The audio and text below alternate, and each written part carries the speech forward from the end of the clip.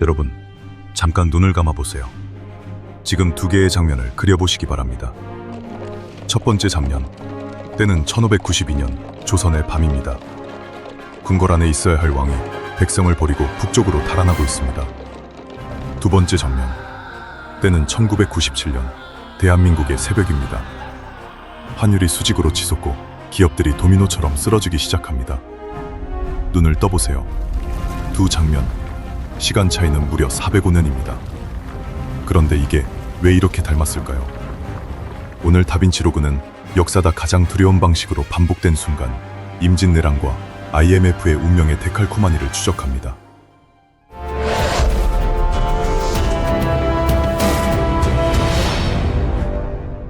자, 여러분, 1592년 4월의 조선으로 먼저 가보겠습니다. 지금 부산포 앞바다, 상상이 가세요. 수평선 가득 일본 군선이 밀려오고 있습니다. 무려 700척입니다.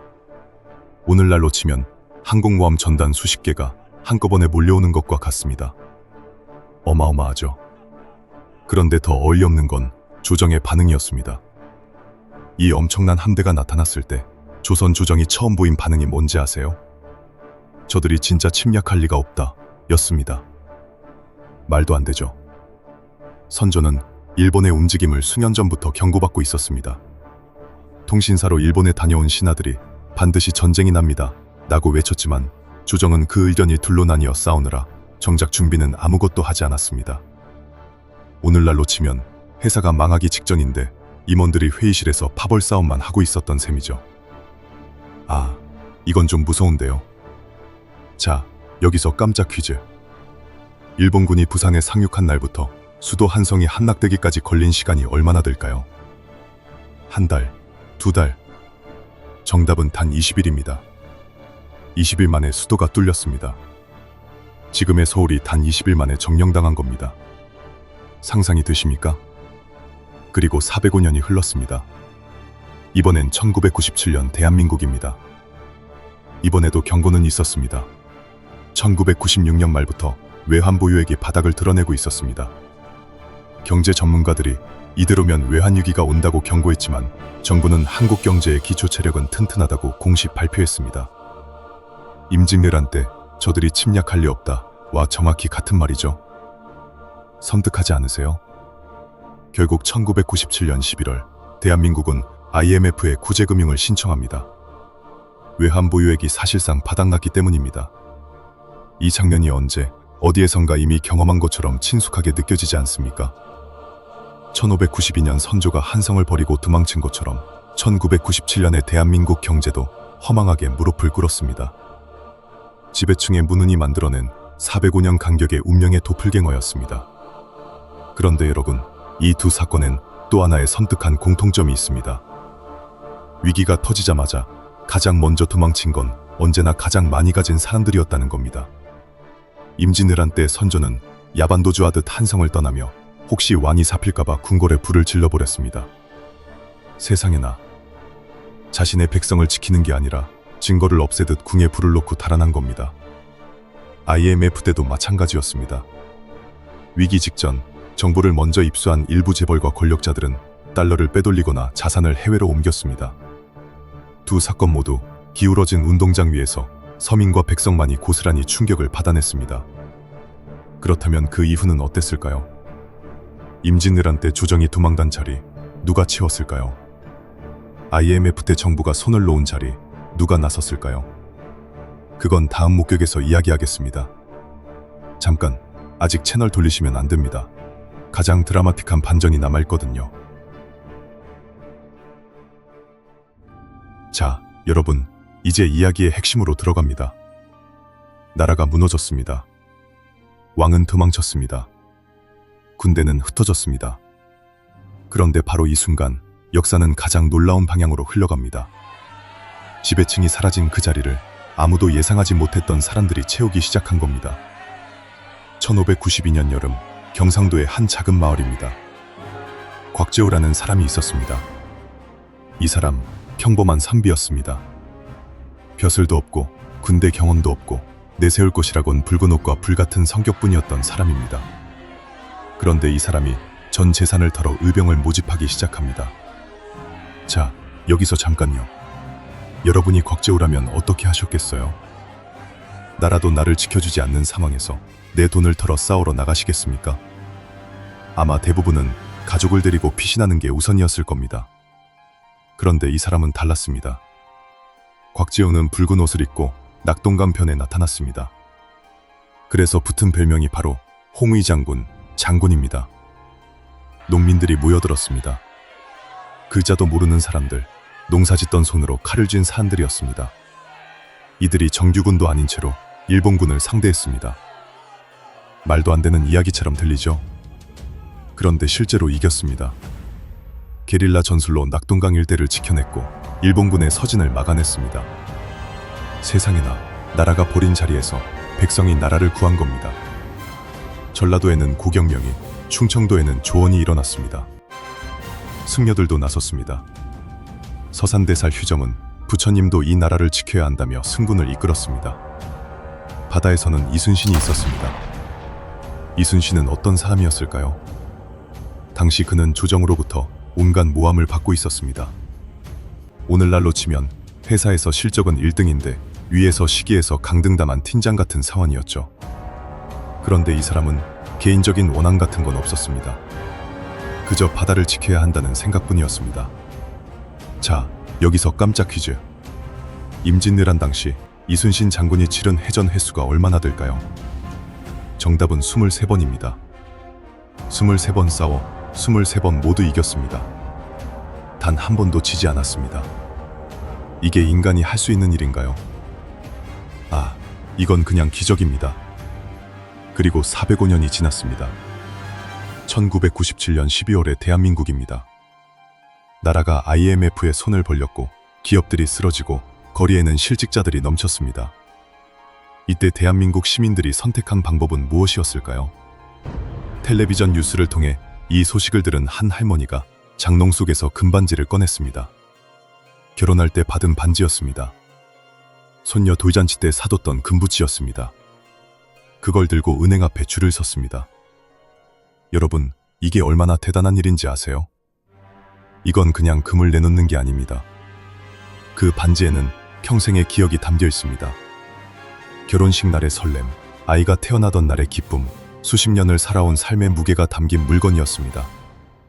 그걸 국가를 위해 내어놓은 겁니다. 오늘날로 치면 월급의 절반을 그냥 국가 계좌에 기부하는 것과 같습니다. 상상이 되세요? 금 모으기 운동에 참여한 사람이 350만 명이었습니다. 모인 금의 양은 226톤. 이게 얼마나 되는 양이냐면 당시 금액으로 약 21억 달러에 달했습니다. 국민이 자발적으로 나라의 빚을 갚기 위해 보석을 녹인 겁니다. 전 세계가 경악했습니다. IMF 총재가 직접 이런 나라는 처음 봤다고 말했을 정도입니다. 말도 안 되죠? 이 두 장면 느껴지시나요? 1592년의 을병과 1997년의 금 모으기. 형태는 완전히 다릅니다. 하나는 칼을 들었고 하나는 반지를 내려놓았습니다. 그런데 그 본질은 똑같습니다. 나라가 나를 버렸어도 내가 나라를 버리지 않겠다는 마음. 지배층이 도망쳤어도 우리는 여기 남겠다는 결심. 이것이 405년을 관통한 이 민족의 진짜 힘이었습니다. 그런데 여러분, 여기서 반전이 있습니다. 같은 상황이었지만 결과는 달랐습니다. 임진왜란은 7년이 걸렸습니다. IMF는 어땠을까요? 대한민국은 2001년 8월 예상보다 3년이나 빨리 IMF 차관을 전액 사만합니다. 의병이 7년을 싸운 것과 달리 금 반지를 내어놓은 국민은 불과 4년 만에 전쟁을 끝낸 겁니다. 같은 헌신이었지만 속도는 달랐습니다. 왜 그랬을까요? 그 이유, 지금부터 마지막 목격에서 밝혀드립니다. 자, 여러분, 이제 두 사건의 마지막 장면으로 갑니다. 그런데 오기 전에 한 가지 질문을 드리고 싶습니다. 임진왜란이 끝났을 때 조선은 달라졌을까요? IMF가 끝났을 때 대한민국은 달라졌을까요? 백성이 나라를 구한 뒤에 지배층은 반성했을까요? 잠깐 생각해 보시기 바랍니다. 왜냐하면 이 질문의 답이 오늘 다빈치로그가 이 두 사건을 함께 꺼낸 진짜 이유이기 때문입니다. 먼저 임진왜란의 끝으로 가겠습니다. 1598년 7년간의 전쟁이 드디어 끝났습니다. 도요토미 히데요시가 사망하면서 일본군이 철수했고 조선 땅에 마침내 전쟁이 멈췄습니다. 그런데 여러분, 이 전쟁이 끝난 직후 조선 조정이 가장 먼저 한 일이 뭔지 아십니까? 전쟁에서 이기는 데 결정적인 역할을 한 위병 지도자들의 세력을 약화시키는 일이었습니다. 말도 안 되죠? 백성이 나라를 지켜냈더니 그 백성이 너무 강해질까봐 두려워한 겁니다. 오늘날로 치면 회사가 위기에 처했을 때 사원들이 밤새워 회사를 살려놨더니 사장이 저 친구들 너무 능력 있으면 내 자리가 위험하겠는걸 이라며 슬그머니 좌천시킨 셈이죠. 세상에나. 그리고 이순신 장군의 마지막입니다. 여러분, 이분의 최후를 아시나요? 1598년 노량해전, 전쟁의 마지막 전투였습니다. 이순신은 이미 이 전투가 끝나면 전쟁도 끝난다는 걸 알고 있었습니다. 그런데도 그는 배전에 서서 직접 진두지휘했습니다. 그리고 적의 총탄에 맞았습니다. 쓰러지면서 그가 마지막으로 남긴 말이 있습니다. 지금 싸움이 급하니 나의 죽음을 알리지 말라. 아, 이건 좀 다른 차원의 이야기입니다. 자신이 죽어가는 순간에도 전투가 흔들릴까봐 걱정한 겁니다. 이 사람은 끝까지 진심이었습니다. 그렇다면 IMF의 끝은 어땠을까요? 2001년 8월 23일, 대한민국 정부는 IMF로부터 빌린 195억 달러를 전액 사환했습니다. 예정보다 무려 3년이 앞당겨진 사환이었습니다. 전 세계가 다시 한번 놀랐습니다. 그런데 여기서도 반전이 있습니다. IMF 위기가 끝난 뒤 한국 사회는 달라졌을까요? 재벌 중심의 경제 구조는 해체됐을까요? 아쉽게도 대답은 절반만입니다. 일부 재벌은 사라졌습니다. 하지만 살아남은 재벌은 오히려 더 강해졌습니다. 금 반지를 내어놓은 할머니의 삶이 근본적으로 나아졌느냐고 물으면 그 대답은 쉽지 않습니다. 자, 여기서 깜짝 퀴즈. IMF 이후 한국의 비정규직 비율은 어떻게 됐을까요? 안타깝게도 급격히 늘어났습니다. 위기를 버텨낸 건 국민이었지만 위기 이후의 과실을 누가 더 많이 가져갔는지는 여러분이 더 잘 아실 겁니다. 이제 두 사건을 한자리에 놓고 바라보겠습니다. 지금 눈을 감아보세요. 1592년의 곽재우와 1997년의 금반지 할머니가 같은 공간에 서 있다고 상상해보세요. 두 사람은 말이 통하지 않습니다. 옷도 다르고 시대도 다르고 싸우는 방식도 완전히 달랐습니다. 그런데 두 사람의 눈빛은 똑같습니다. 포기하지 않겠다는 눈빛. 내가 아니면 누가 하겠느냐는 눈빛. 405년의 시간이 그 눈빛 하나를 바꾸지 못했습니다. 이것이 운명의 데칼코마니가 우리에게 보여주는 진짜 얼굴입니다.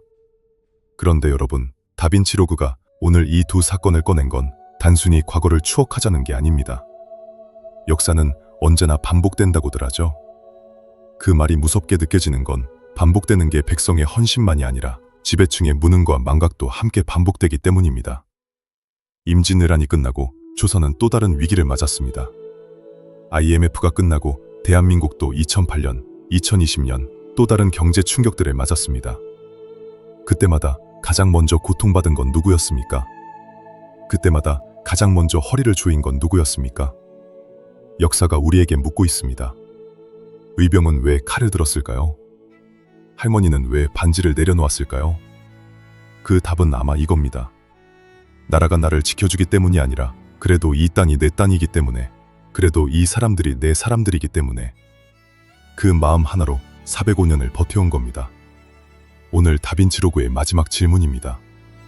다음번에 위기가 온다면 우리는 또 혼자 버텨야 할까요? 아니면 이제는 조금 달라질 수 있을까요?